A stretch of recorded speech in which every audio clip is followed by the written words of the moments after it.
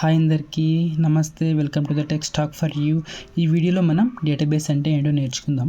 Database is an container which stores organised data. అంటే database అంటే ఇది ఒక కంటైనర్ లాంటిది అనమాట. ఎందుకు యూజ్ చేస్తామంటే ఆర్గనైజ్డ్ డేటాను స్టోర్ చేయడానికి, స్ట్రక్చర్డ్ వేలో ఉన్న డేటాను స్టోర్ చేయడానికి.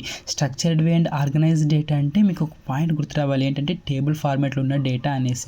ఇక్కడ చూడండి, ఆర్గనైజ్డ్ డేటా అంటే rows plus columns plus rules అనమాట. ఇటువంటి వేలో ఉన్న టైప్ ఆఫ్ డేటా అంటే ఏమొస్తుందంటే ఇంకా లైక్ టేబుల్సే కదా.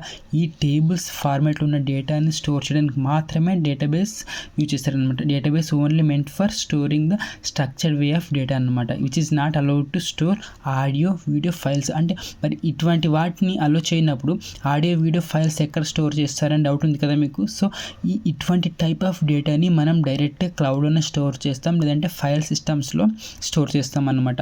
ఇక్కడ ఈ డేటాబేస్లో ఏం స్టోర్ చేస్తామంటే వీటికి ఉన్న యూఆర్ఎల్స్ని కానీ వీటికి ఉన్న పాత్స్ని కానీ ఇక్కడ డేటాబేస్లో స్టోర్ చేస్తామన్నమాట. మరి యూజర్స్ డేటాబేస్తో ఎలా కమ్యూనికేట్ అవుతారంటే ఈ యూజర్స్ అనేవాళ్ళు ఇక్కడున్న ఈ ఎన్విరాన్మెంట్ అనే ఈ ప్లాట్ఫామ్ని యూజ్ చేసుకొని డేటాబేస్తో కమ్యూనికేట్ అవుతారనమాట. ఈ ఎన్విరాన్మెంట్ అంటే ఏంటో ఫర్దర్ వీడియోస్లో నేను ప్రాపర్గా ఎక్స్ప్లెయిన్ చేస్తా. డేటాబేస్ అంటే అర్థమైంది అనుకుంటున్నాను. Thanks for watching. Follow for more videos.